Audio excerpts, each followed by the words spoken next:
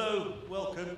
I've got the immense pleasure of sharing a stage with two fantastic people, and we're going to be talking to you about what we think is the biggest shift in hiring in a generation. And a lot of people have told me that the national hiring strategy and the national hiring metrics that we're going to talk more about is absolutely required, necessary, and everybody seems really excited. We're now going to take you through it, but first I'm going to ask my colleagues to introduce themselves. Good morning, ladies and gentlemen. My name is Keith Rosser. I'm the chair of the Better Hiring Institute and director of Reed Screening. And good morning from me. I'm Jonathan Camrose. I sit in the House of Lords and take a very active interest in recruiting technologies. Back to you. Okay, over to me. So, well, I mean, good morning again. I was imagining coming in here, this is just a typical day in the recruiting industry, right? I mean, this is just what you do day to day. But how extraordinary to see such energy and just such fun going on in this hugely important area.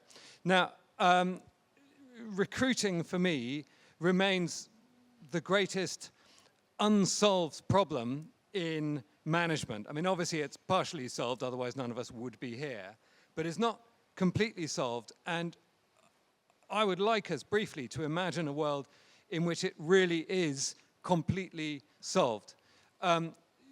We did a bit of studying a few months ago and arrived at the pretty conservative conclusion that the cost of bad hiring in the UK, in other words, the cost of not hiring the right people first time, just that cost, £75 billion a year.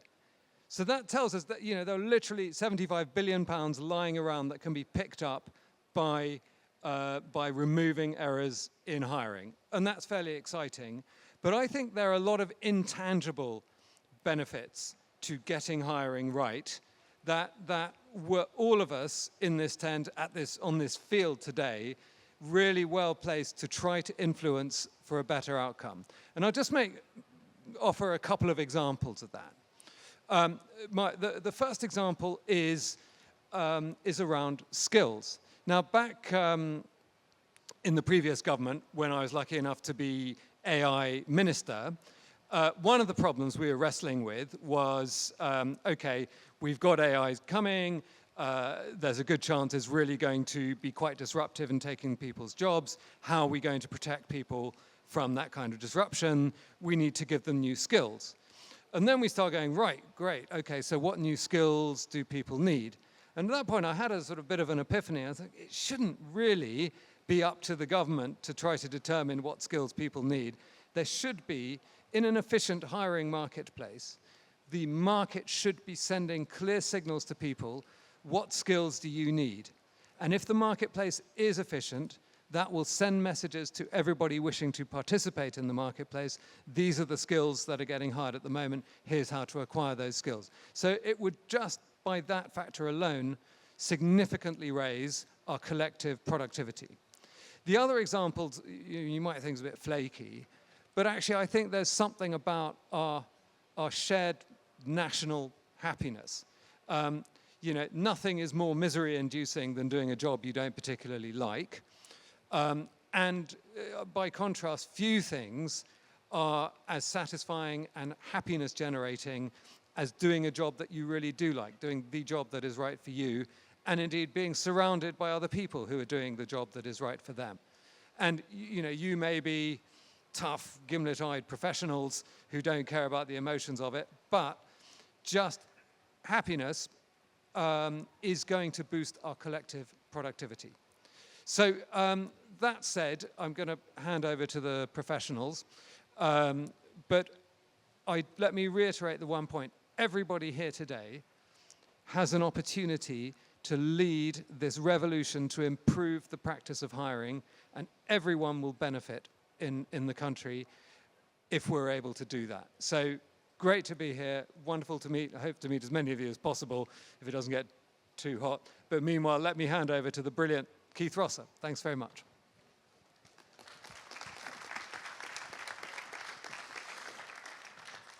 This work was based on a simple idea.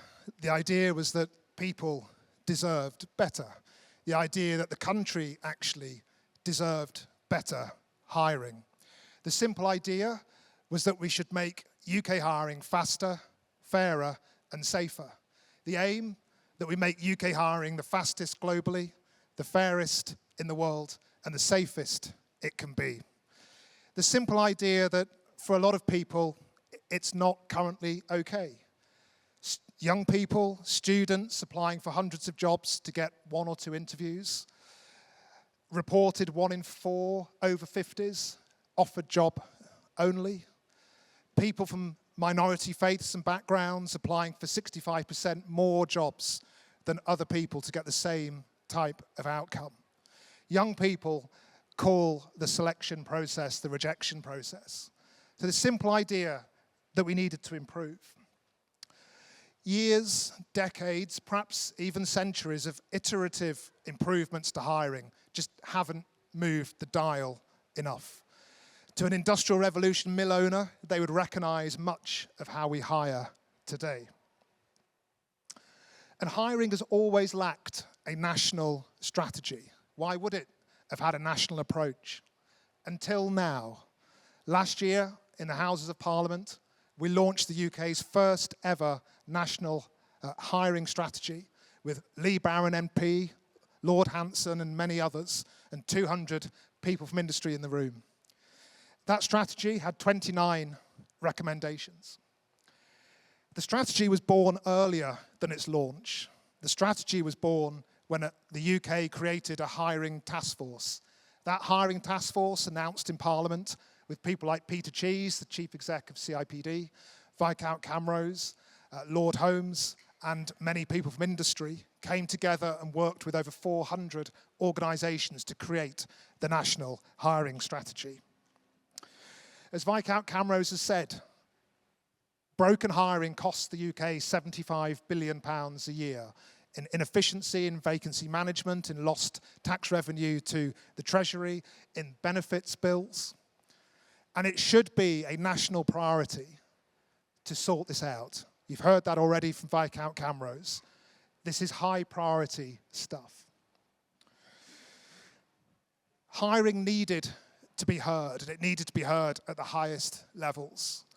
We developed a parliamentary think tank, what's called an APPG, a Westminster Insight series, meets 8 times a year in Parliament with MPs and peers and people like you from industry on 8 different topics. Last parliamentary year, 1,000 people attended Parliament just to discuss hiring. Those discussions led to standards, to best practice, to schemes that were downloaded by over 25,000 organisations and had trade press reach of over 1 million. What was important was putting hiring at the table, and we really want you to be there. You'll hear me say this a few times. Employers joining the Better Hiring Institute is free because we want you to be involved in the largest movement to change UK hiring. We're at stand 38 later on.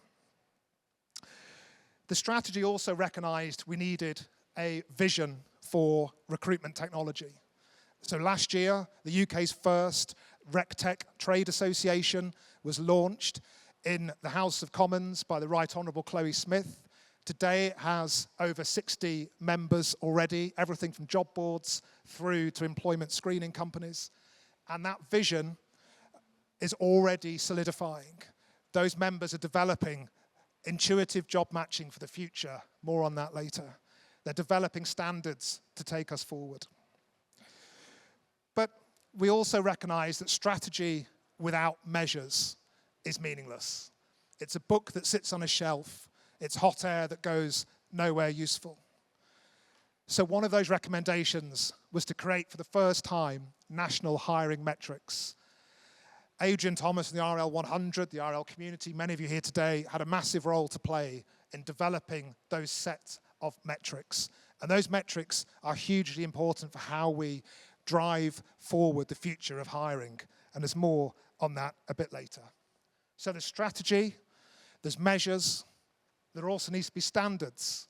In May in Parliament, we launched the Better Hirer, a standard for employers, an online self-assessment to show how they're becoming faster, fairer, safer employers. Employers every week are already signing up to the Better Hirer scheme.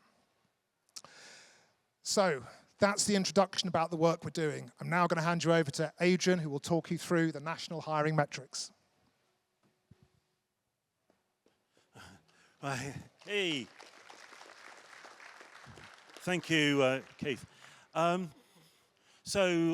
was over a year ago, and we'd heard about some of the stuff that was coming down the line from the Better Hiring Institute, and we were working with the RL community, in particular the RL 100 element, on trying to standardize some of the metrics that we use.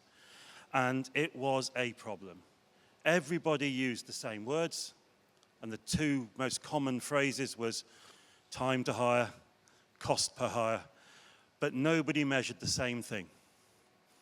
We actually took some organizations through how they were measuring, and one organization was explaining to us that their time to hire was 20 days. That was fantastic. Another organization, literally in the same room, explained that theirs was about 40 days, twice as much. So they wanted to hear from the first company, how do they get their hiring down to 20 days? Well, when we used the definitions that the second company was using, we actually found the first company was nearer 60. They'd just been using different parts of the recruitment timeline. So I'm not going to go into lots and lots of examples, but just to say that time to hire, cost to hire, and every other single metric had huge differences in definitions. So we set out to standardize. Why? Because if we could speak the language, for example, like accountancy, they use the same formula and definitions all over the world. If we were using the same types of language that was common, standardized, defined, finance directors, boards would listen to us. TA would have a much bigger voice, and it wouldn't be as hard to get that voice because we have the numbers, and we have the numbers that the boards and the finance directors want. So we could force our way into those decision-making places. So about May last year, there was lots of frustration. I pulled together a team of a steering group of about 12 to 15 heads of TA. We ended up with a working group of over 60 heads of TA. And we set out to standardize what we thought were the most important TA metrics. We must have had a few dozen of them. We could not agree on those definitions. We made a huge decision to eliminate those that we couldn't agree on, so that we could get to the point where the industry would have a smaller number, but 100% agreed on definitions. And then we would build out. So in the future, we will go from the 9 that we're going to talk about in a second to maybe 10, maybe 15, or whatever the number is right. But we were able to announce back in March that the 9 metrics that everybody was agreeing on were going to become the measurement backbone of the national hiring strategy, and we would call it the national hiring metrics. We soft launched in March. There's been a bit of a take-up, and that's enabled us to see how easy they're being used or any tweaks that had to be made. We have made some tweaks, and today is the hard launch. So the PR bits will go out after this. We'll be describing the national hiring metrics as launched as the measurement backbone of the national hiring strategy. And we will come back to a little bit more about the national hiring strategy's next steps in a couple of slides' time. So these are the metrics. There are a couple of websites where you can find them.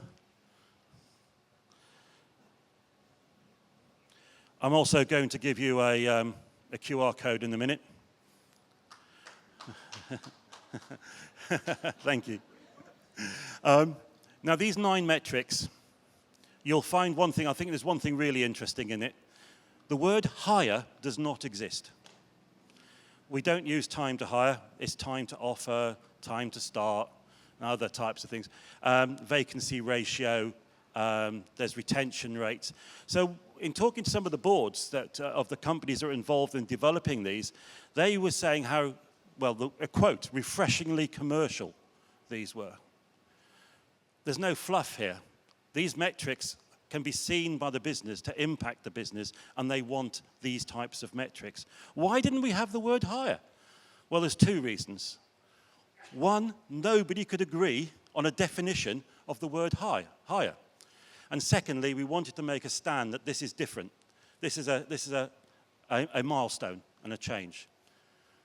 And some of the conversations around hire were bizarre. Is it when you make the offer? Is it when someone accepts but hasn't started?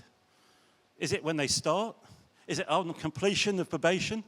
So nobody could agree. We dropped it. And these are the 9 that we settled on. Please go visit the website and absorb it. Now, the name of the metric does not matter. It could have been bananas, grapes, anything, pears. What matters is the definition, and even more is the formula. So if everybody starts using the same formula and uses the same definition, then we have metrics which can be benchmarked.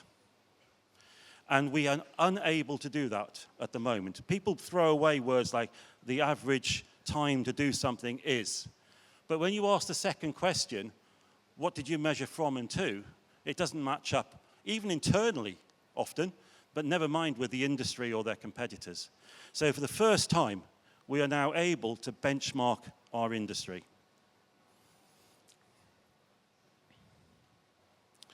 I think it's also important that TA really gets to grips with the data. We've been talking about all the tech that's coming, etc.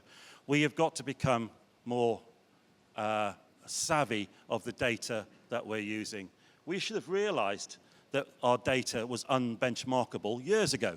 That's why we've called it, in the title of the presentation, the biggest shift in hiring in a generation. Why has it taken so long? It's taken so long because we couldn't agree.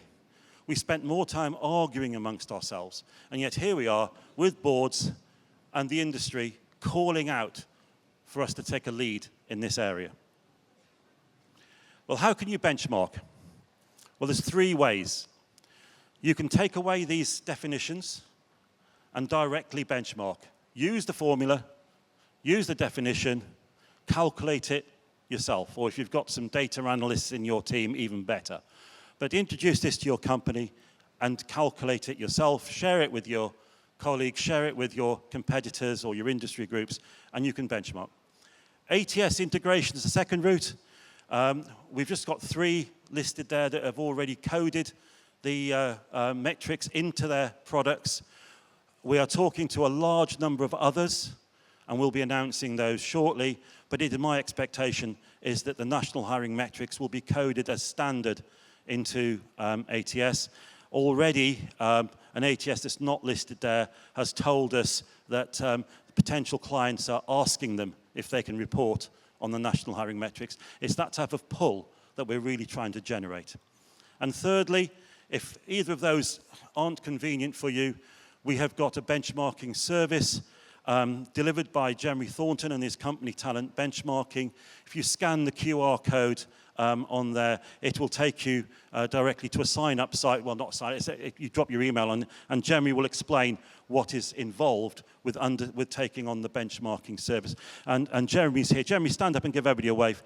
So find Jeremy afterwards if you want to explore more about the benchmarking service. Okay, I'm going to hand back for what comes next. So better hiring, faster, fairer, safer hiring can drive national productivity. It can increase jobs. It can raise more taxes to the Treasury. It can actually improve social well-being, this idea of mentally healthy hiring. So it's a really important key agenda. And as such, this month, we'll be announcing a president and non-exec board from Parliament, industry leaders, to really amplify and show the seriousness of the commitment in this agenda. I know I'm preaching to the choir here, you all know this, but it's important, and we really want you involved to help us on this journey. To commemorate this wonderful occasion today, I'm still delighted and honoured to be invited here, my first time at RecFest. We've launched a brand new website for the Better Hiring Institute. Please do take a look. If I've not already said, we're on stand 38. And if I haven't already said, it's free for employers to join. That vision for intuitive job matching, developed by the UK's first RecTech Trade Association, is launching in Parliament in September with the Secretary of State for Business, Peter Kyle, Prime Ministerial and Cabinet recruitment pending, obviously. And what next for the national hiring metrics? Well, once we've got the volume here, we're going to create the National Hiring Index, release reports quarterly to government and industry on how the UK is hiring. We want it to be as an important and economic indicator as all of the other ONS ones. We've even had the White House interested. We had the White House then, we've now got Greenhouse, we've gone from Trump's pad to tripad, and we've gone from Trump's gravy train to job train. I realise that's getting a bit tenuous, but we've already got these ATSs involved. Please ask your ATS if they are involved. Are they in the ARTP? Are they part of the national hiring metrics? So finally, I talked about standards. The standards ecosystem is developing. In September, the Better RecTech provider launches. Towards the end of the year, the Better Recruiter launches. We've already had all the major recruitment agency trade bodies pledge their support to us. The vision, better hirers use better recruiters, and they both use better RecTech providers. And together, using the parliamentary think tank, the Westminster Insights, the hiring policy series I talked about, to continue to develop and promote and iterate those standards, we all improve together. We're even in development doing a better hiring curriculum, not so that we can do trainings, we don't want to do that, but so all the great training providers out there can align to the curriculum so that they're providing training that matches the overall national curriculum, and your practitioners are getting the credibility of going through all of those different courses. If you like, a kind of CIPD for hiring or a chartered institute of hiring. So the question I want to leave us on is, what will be our legacy? I talked about years and decades and even centuries of small iterative change to hiring, how that's created a situation where there are still so many challenges that need to be resolved. We owe it to young people, we owe it to the disadvantaged, we owe it to the economy, and we certainly owe it to the next generation to create a new legacy, a better legacy for a better hiring future. Thank you very much.